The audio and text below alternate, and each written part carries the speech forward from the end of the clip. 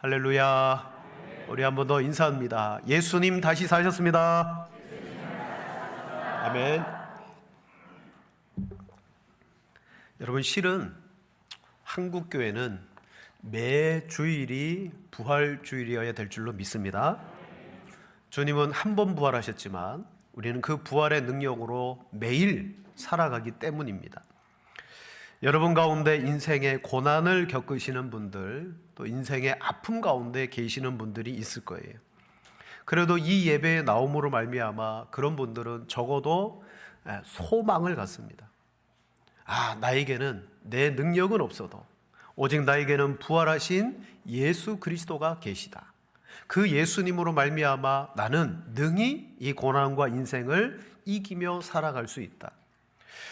단테가 쓴 신곡의 지옥편을 보면 지옥문이 등장합니다. 그 지옥문 앞에는 이렇게 쓰여 있습니다. 여기에 들어오는 자여 모든 희망을 버려라. 여러분, 예배당 들어오실 때 쓰여 있는 거 보셨어요? 여기에 들어오는 자여 모든 소망을 가져라.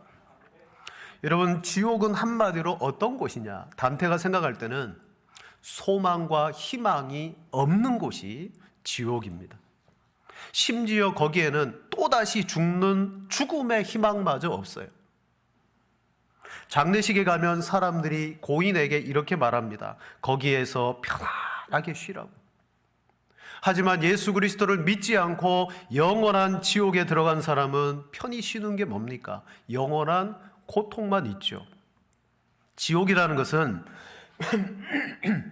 죽어서만 지옥이 아니라 우리의 현실 가운데 앞서 말씀드린 대로 희망이 조금이라도 보이지 않을 때 그 삶은 지옥과 같아집니다.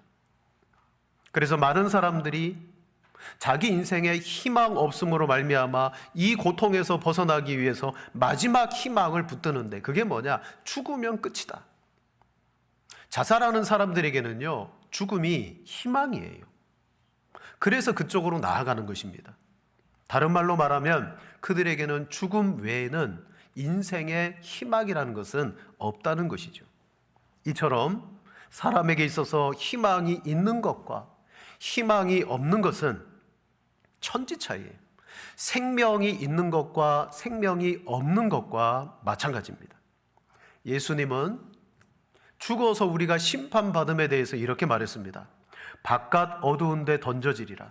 거기서 슬피 울며 이를 갈게 되리라.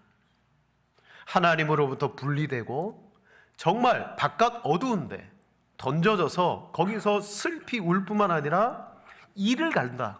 이를 간다. 여러분, 지옥을 그렇게 표현하신 거예요.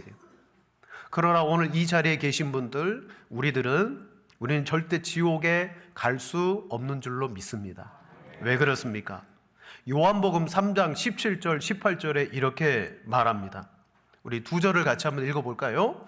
하나님이 그 아들을 세상에 보내신 것은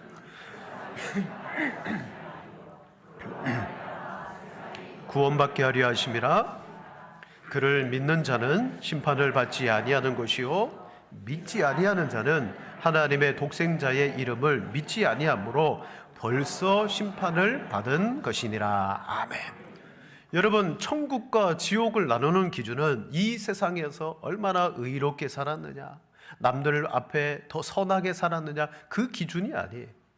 내 아들 예수 그리스도를 너희가 믿었느냐. 그래서 이 땅에 비록 내가 지금 믿고 있으면 이 사람은 심판을 받지 아니하는 것이요 독생자의 이름을 믿지 아니하므로 죽어봐야 심판을 받는 게 아니라 벌써 이 사람은 심판을 받은 것이라고 말합니다. 우리는 예수 그리스도를 믿습니다. 성도는 예수님을 믿기 때문에 죽음이라는 절망 앞에서도 소망을 가질 수 있어요. 바로 죽음에서 부활하신 예수님과 우리가 어떤 존재가 되었느냐? 연합된 줄로 믿습니다.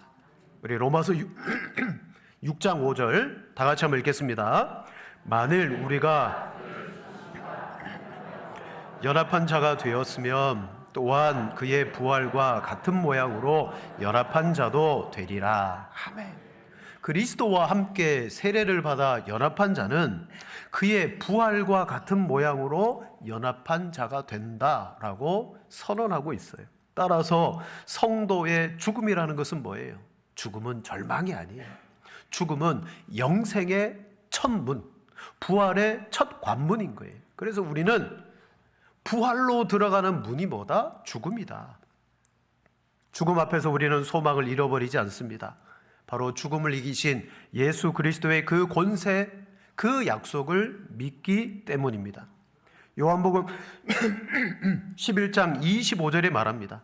예수께서 이르시되 나는 부활이요 생명이니 나를 믿는 자는 죽어도 살겠고 무릇 살아서 나를 믿는 자는 영원히 죽지 아니하리니 이것을 내가 믿느냐. 여러분, 우리는 부활을 믿고 그 부활을 입술로 고백하고 실제 우리의 삶 속에 살아가는 줄로 믿습니다. 그래서 고난을 당하고 있더라도, 고통 가운데 있더라도 여러분, 이 부활이 믿어지면요, 이것이 나에게 산 소망이 되는 줄로 믿습니다. 첫 번째로 오늘 본문은 제일 먼저 무엇을 이야기하냐면 신자로서 이 세상의 고통당함에 대해서 이야기합니다. 자, 우리 1절 말씀 보세요. 예수 그리스도의 사도 베드로는 본도, 갈라디아, 갑바도기아, 아시아와 비두니아에 흩어진 나그네라고 말합니다. 즉 사도 베드로의 1차 이 편지의 수신자들이 누구냐면 이 흩어진 나그네들이에요. 이들은 여러 가지 시험을 당합니다. 고난을 겪고 있습니다. 그로 말미암아 할 수 없이 고향을 떠나고 본토를 떠나서 여러분 흩어져서 살아갈 수밖에 없었어요. 우리 교회사에 보면 10대 박해가 있어요. 그 중에 제일 큰 박해가 뭐냐면 네로 황제에 의한 당한 네로 황제 때의 박해입니다. AD 64년 네로가 로마에 대화재를 일으킵니다. 자기가 고의로 불을 질러요. 왜요? 이걸 다 없애버리고 새로운 로마 도시를 건설하기 위해서 불을 질러요. 불을 지르고 막 노래를 부르고 시를 쓰게 합니다. 너무 기쁜 거예요. 불타는 걸 보면서. 그런데 군중들은 화가 났습니다.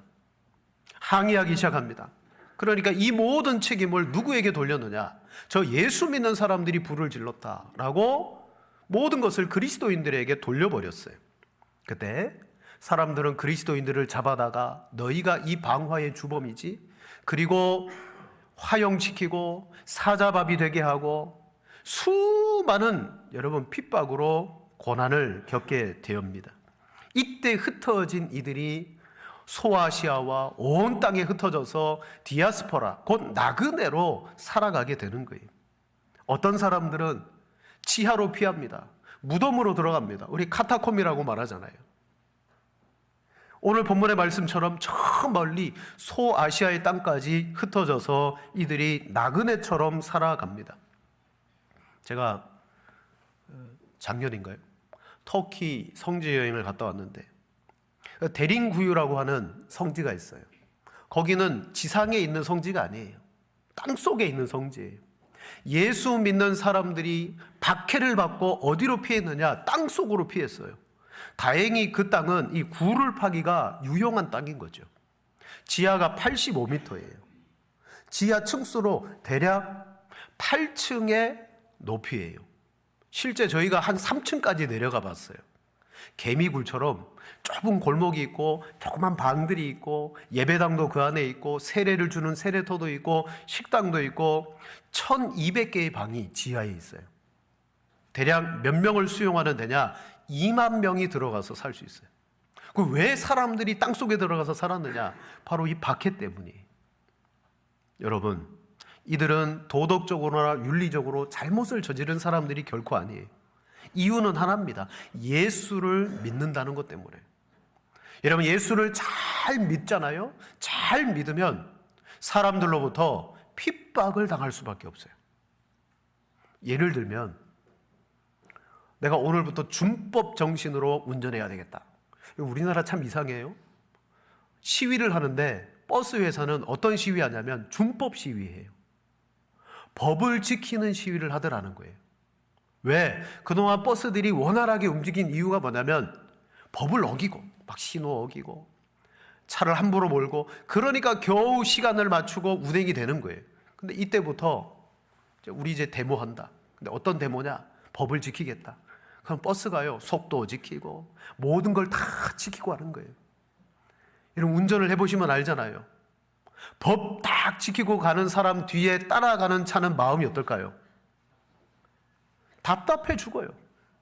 클락션 울려보고 막 내 차 안에서 욕도 해보고, 그리고 추월하면서 흘겨도 보고, 어떤 사람은 창문 내리고 야 운전을 그따위로 하냐고. 근데 그 사람이 운전을 어떻게 했냐면 법을 지키면서 운전을 했어요. 여러분, 이 당시 그리스도인들이 예수 믿고 다 어떻게 살았냐면 법을 잘 지키며 윤리와 도덕에는 흠결이 없을 정도로 살았어요. 그렇게 사니까 핍박이 오고 고난이 오더라. 그래서 결국 디아스포라, 흩어진 나그네들이 된 겁니다. 여러분, 성경은 우리도 나그네다라고 말해요. 저와 여러분의 진짜 시민권은 하늘에 있는 줄로 믿습니다. 그러나 하나님이 우리를 이 세상 가운데 살게 하실 때 우리는 예수님을 믿는 하늘에 속한 자로서 살아가다 보니까 신자의 삶도 어떻느냐? 고통과 고난의 연속일 수가 있어요. 예수님을 잘 믿고자 하는 사람은 더 많은 고통을 당할 수밖에 없어요. 사도 베드로는 베드로전서 4장 12절 13절에 이렇게 말합니다. 사랑하는 자들아, 너희를 연단하려고 오는 불시험을 이상한 일 당한 것 같이 이상히 여기지 말고 오히려 너희가 그리스도의 고난에 참여하는 것으로 즐거워하라. 이는 그의 영광을 나타내실 때에 너희로 즐거워하고 기뻐하게 하려 함이라. 아멘. 여러분, 이 말씀의 전제가 뭐예요? 예수 믿는 자들은 당연히 고난이 온다. 이 고난을 이상하게 여기지 말아라. 여러분, 예수님을 인해서 당하는 고난, 여러분의 삶 속에 고통이 있다면 기뻐하시기를 바랍니다. 고난은 내 죄로 인한 고난도 있고 하나님께서 우리에게 허락하시는 고난도 있어요. 전자의 고난은 나의 선택이에요. 내가 유혹을 받아서 내가 그 유혹을 선택했기 때문에 고난당하는 거예요. 하지만 후자, 하나님의 고난은요, 불가항력적이에요. 베드로전서 4장 14절에 말합니다. 너희가 그리스도의 이름으로 치욕을 당하면 복 있는 자로다. 영광의 영, 곧 하나님의 영이 너희 위에 계심이라. 너희 중에 누구든지 살인이나 도둑질이나 악행이나 남의 일을 간섭하는 자로 고난을 받지 말려니와 만일 그리스도인으로 고난을 받으면 부끄러워하지 말고 도리어 그 이름으로 하나님께 영광을 돌리라. 아멘.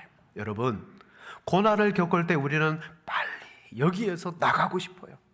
우리의 화두는 하나님 왜 내게 고난을 주셨습니까? 이 고통을 속히 지나가게 해주세요. 이게 우리의 화두예요. 그러나 성경은 뭐예요? 고난을 당하면 1차적으로 기뻐해라. 이것으로 하나님 앞에 영광을 돌리게 된다. 이걸 우리에게 말하고 있잖아요. 사랑하는 성도 여러분, 진실하게 믿으시기를 축원을 드립니다. 그렇게 믿다가 고난이 여러분에게 와도 이상하게 여기지 말고 이 고난을 통하여 정말 하나님이 나로 하여금 진짜 소망 되시는 하나님을 바라보게 하는 것을 믿음으로 만나시기를 축복합니다. 오늘 이렇게 예배를 통해서 교회 안에 주일마다 만나는 성도들의 얼굴을 보면 다 평안해요. 다 평안해요. 네? 하지만 가정 들여다보면 평안하냐? 아니요. 문제와 어려움이 없는 가정들이 없더라는 거예요. 우리는 이렇게 이 땅에 나그네로 살면서 많은 고난을 받을 수밖에 없다. 하지만 예수님은 우리에게 무엇을 주신다고 약속하냐? 너희에게 평안을 주겠다.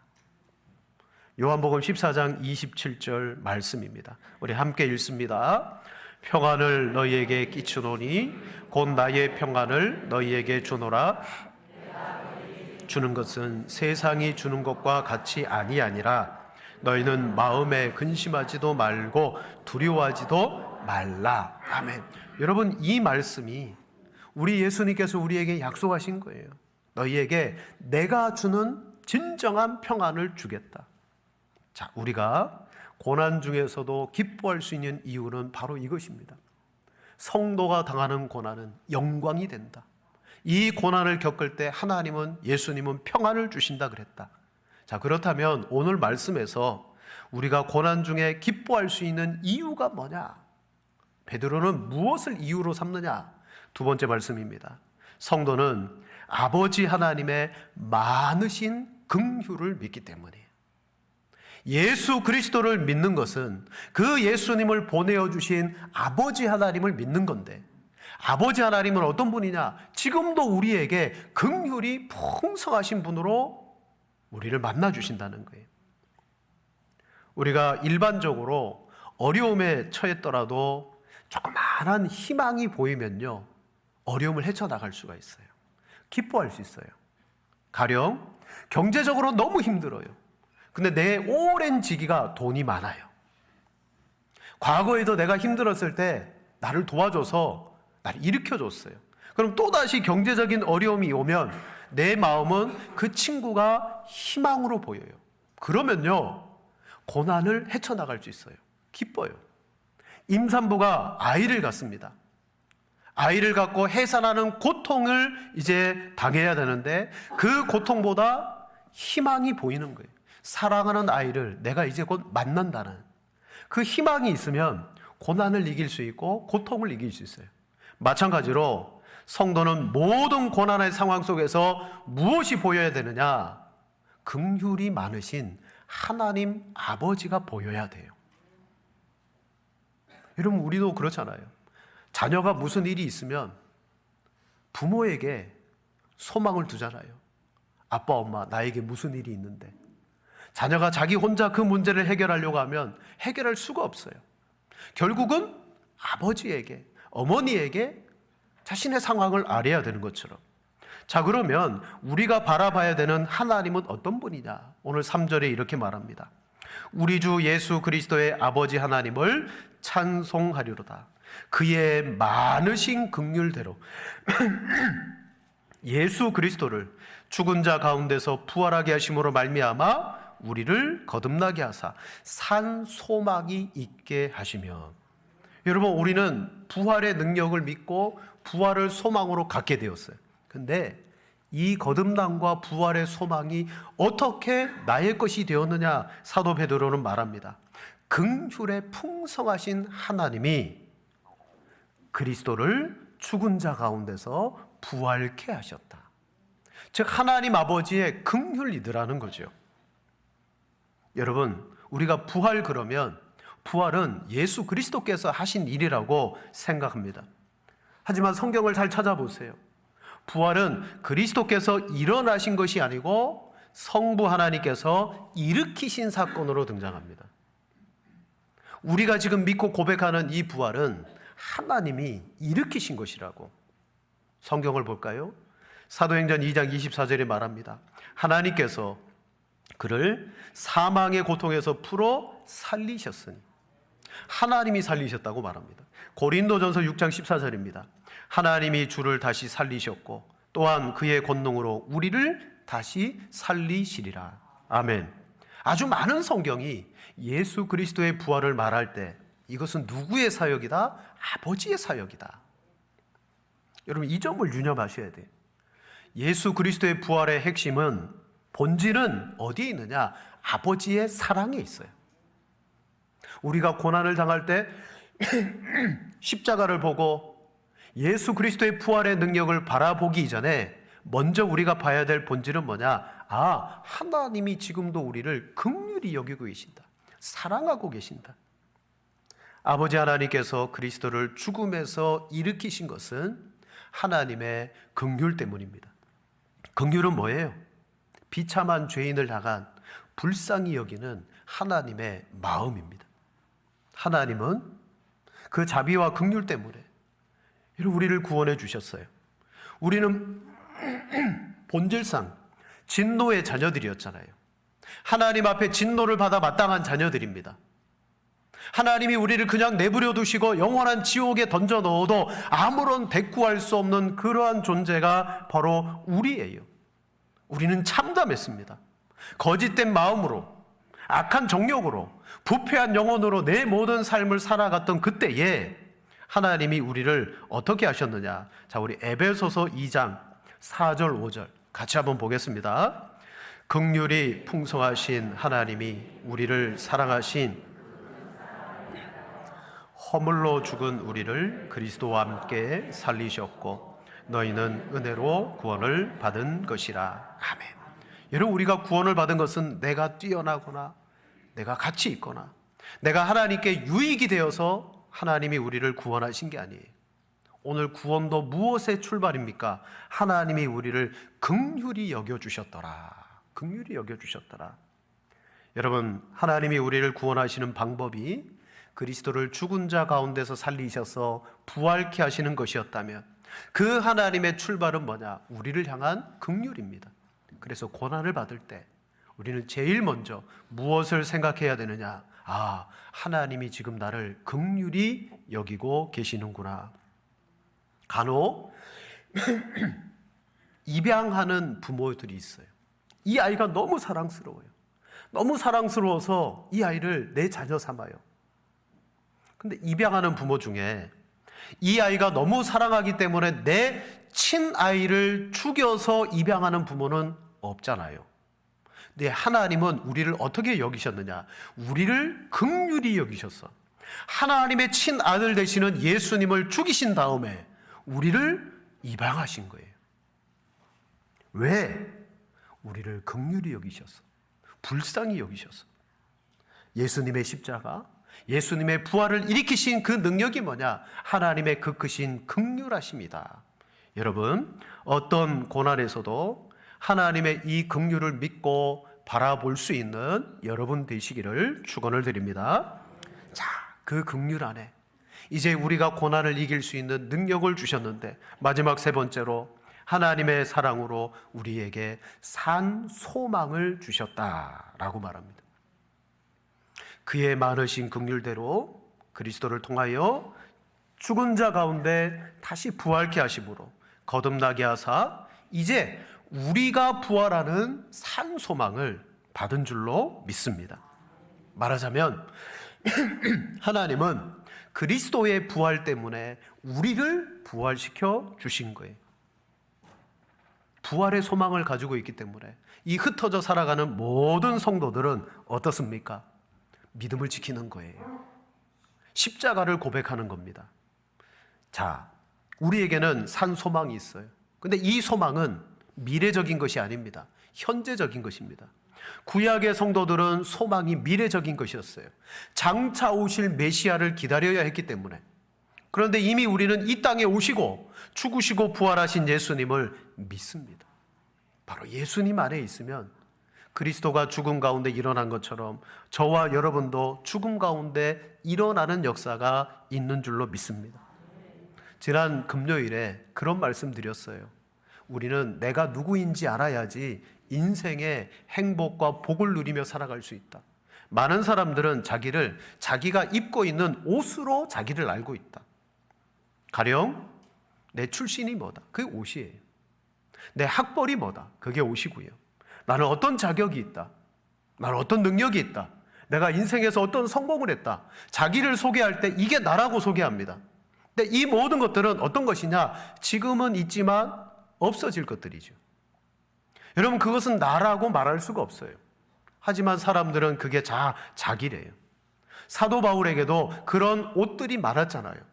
히브리인 중에 히브리요, 가말리알 문화에서 내가 배운 자요, 예? 할례를 받은 자요, 베냐민 지파 중에 베냐민 지파요. 수많은 옷이 사도 바울에게 있었지만 바울은 말합니다. 그를 위하여 모든 것을 잃어버리고 배설물로 여김은 그리스도를 얻고 그 안에서 발견되려 함이니. 아멘. 뭐냐? 이 모든 것들은 나를 설명해 주지 못하다는 거예요. 그러나 나를 알게 하고 나를 발견하게 해준 분은 누구냐? 예수 그리스도라는 거죠. 즉 오늘 우리가 고난과 인생의 어려움 속에 예수 믿으면서 살아가면서 오늘 나로 하여금 오늘도 살게 하고 소망 가지고 바라보게 하는 것은 내 삶에 내가 많은 걸 가졌든지 도움을 줄 만한 사람이 있든지 그건 아니에요. 오직 하나님 아버지의 긍휼하심으로 십자가에서 죽으사 다시 일으키신 예수 그리스도의 부활, 그것이 나의 산 소망이라고 말씀하고 있습니다. 그렇습니다. 성경에서 소망의 대상은요, 예수 그리스도밖에 없다는 거예요. 말씀을 정리하겠습니다. 우리는 이 세상 모든 사람들과 같이 이 땅에서 살아가면서 그들이 겪지 않아야 될 고난을 우리는 겪습니다. 그 고난은 다름 아닌 예수 믿음입니다. 예수 믿는 것 자체가 여러분 고난이에요. 왜? 사람들이 생각하지 않고 따르지 않는 것을 우리는 믿고 따르기 때문이에요. 그래서 우리는 할 수 없이 이 세상에서 나그네로 살아갈 수밖에 없습니다. 하지만 우리에게는 무엇이 있느냐? 분명히 말합니다. 소망이 있다. 이 소망이 우리 가운데 살아 역사한다. 또한 썩지 않고 더럽지 않고 쇠하지 않는 유업도 하나님이 우리에게 주신다라고 분명히 약속했다. 세상에 소망과 희망이 없는 사람은 끝에 가면 죽음을 희망으로 여깁니다. 그러나 우리는 아니에요. 부활이 우리의 희망입니다. 자, 이 유업과 이 소망이 예수 그리스도 안에 있고 하나님은 그 크신 긍휼로 저와 여러분들에게 지금도 우리를 자녀로 하나님의 성도로 사랑하시는 줄로 믿습니다. 그래서 오늘 베드로는 6절에 이렇게 우리에게 권면합니다. 6절을 다 같이 읽겠습니다. 그러므로 너희가 이제 여러 가지 시험으로 말미암아 잠깐 근심하게 되지 않을 수는 없으나 오히려 크게 기뻐하는도다. 아멘. 성경은 그 어디에도 예수 믿는 사람에게 고난이 없다라고 말하는 곳은 아무 데도 없어요. 고난이 있다. 그러나 그 고난에 소망이 있다.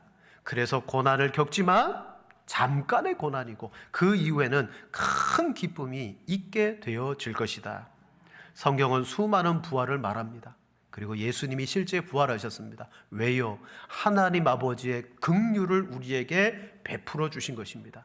예수 그리스도 안에서 부활의 능력과 소망을 붙드시고 여러분 조금 더 힘을 내시고 조금 더 하나님 앞에 믿음으로 다가서심으로 말미암아 능히 이 모든 것들을 이겨나가시고 하나님께 영광 돌리시는 성도가 되시기를 축원을 드립니다.